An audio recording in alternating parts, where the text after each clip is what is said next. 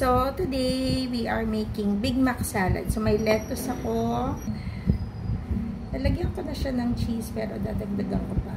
Konti lang kasi may cheese na yun.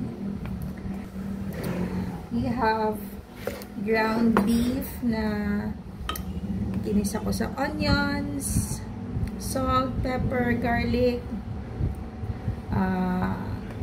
paprika. Yan. So, this is gonna be our protein. Ilagyan natin ang maraming meat. So, actually, para kay Nina to. Hindi para sa akin. Kasi, kumain na ako.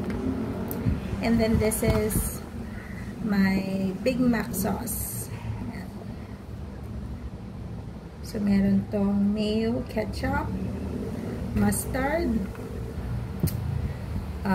pickle radish. Ay, may sriracha pala. Nakalimutan ko. So, yeah. Hindi na natin lahat kasi tamang-tama lang. Ito yung dinner namin kagabi. This is the Big Mac salad.